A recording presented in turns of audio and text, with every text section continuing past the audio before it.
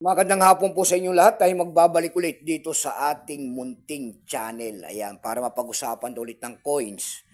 Kung magkano na ang kanyang bintahan sa ating mga online selling. Isa naman tayong kolektor. Ayan, magandang hapon po sa inyong lahat. Ayan. Pag-usapan natin barya guys, ito po ay pera po ng Brazil. Ayan. Ayan, pera po ng Brazil. Ayan. 50 cent. Ayan. Kintabi, 50 cent. Ginawa tong barya na ito guys kasi ito po ay ginamit sa Olympic. Ayan. Ayan, Olympic. Yan ako, yung nakaano na yan guys yan. Yan, nasa harap na lalaki na yan. Yan po ay si Ryan. Ayan. Head coach po. Ben Ryan. Ayan, ayan, ayan. Ginawa yung barya na yan dahil sa ating Olympic. Ayan. 50 cent po ng Brazil. Ayan.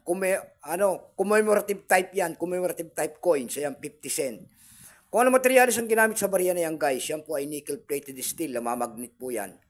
Ayan, pasamantala tayo magpapasalamat muna sa lahat ng masugid na tagapagsubaybay dito sa aking munting channel, YouTube channel ko po, ayan, Samuel Soriano TV29. Maraming salamat po sa lahat ng subscriber ko, ng mga tagapagsuporta ko dyan. I thank you so much.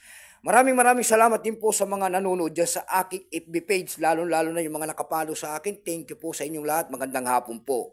Yun naman po hindi pa po nakapag-subscribe dito sa aking YouTube channel. Ang yayaan ko lang sana kahit malaking tulong na po ubagay ang inyong magagawa.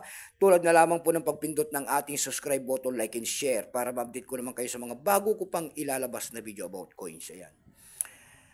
Ito ang ating pag-usapan guys. Itong year 2000, nickel-plated steel po ang materialis ang ginamit dyan. May bigat lamang itong 6.4 grams.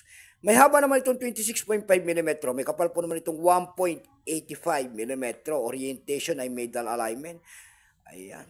Number M-109841. Reference number KM-528. Ayan. Ito pong year 2017 na ito. Ayan. Wala siyang percent.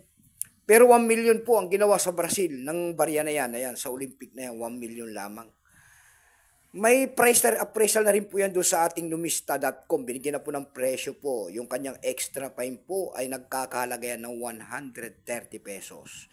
Yung kanyang almost uncirculated naman po ay 140 pesos na. Ayan. Dako tayo sa kanyang presyo. Ayan. Doon sa ating eb.com guys, bintahan po ng coins. Ayan, pandaigdigan.